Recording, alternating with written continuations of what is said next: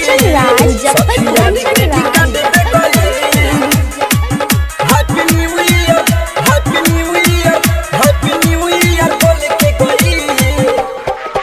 आके ससुरा में मजा ले गई सखिया रे ग्रीटिंग कार्ड दे गई आके ससुरा में मजा ले गई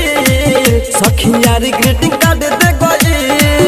उत चढ़ते 2020 ले हुए ढोनिए पर किस उत चढ़ते 2020 ले हुए ढोनिए पर किस नया साल मनाई के गई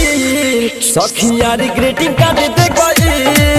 आके ससुरा में मजा ले गई सखिया रे ग्रीटिंग कार्ड दे गई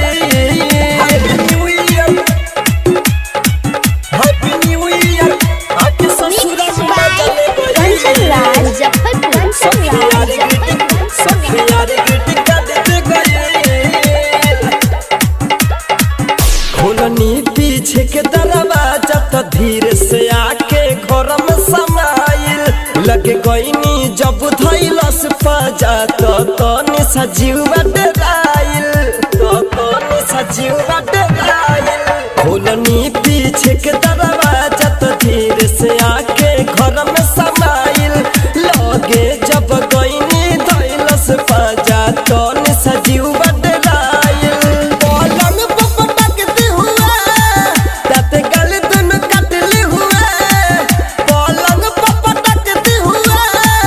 दांत गल दुनु काटले हुए हैप्पी न्यू ईयर बोल के गई सखिया रे ग्रीटिंग कार्ड दे गई हैप्पी न्यू ईयर बोल के गई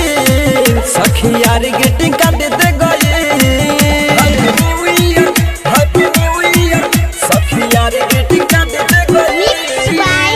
कंचन राज मुजफ्फरपुर रिकॉर्डिंग स्टूडियो बड़े अमोर गोपालगंज। मौना मतलबी ससुर में आके जी भर कइले प्यार तोहफा नया साल के देके कहले फिर मिलेंगे यार फिर मिलेंगे यार मौना मतलबी ससुर में आके जी भर कइले प्यार तोहफा नया साल के देके कहले फिर मिलेंगे यार राइटर संदीप सागर हो सिकंदर भी आकर हो राइटर संदीप सागर हो सोहराब भी आकर हो रात भर खूब मजा ले गई सखिया रे ग्रीटिंग कार्ड दे गई हैप्पी न्यू ईयर बोल के गई सखिया रे ग्रीटिंग कार्ड दे गई उत चढ़ते 2020 ले हुए ढोनिए पर किस उत चढ़ते 2020 ले हुए ढोनिए पर किस नया साल मनाई के गई सखिया रे ग्रीटिंग कार्ड दे गई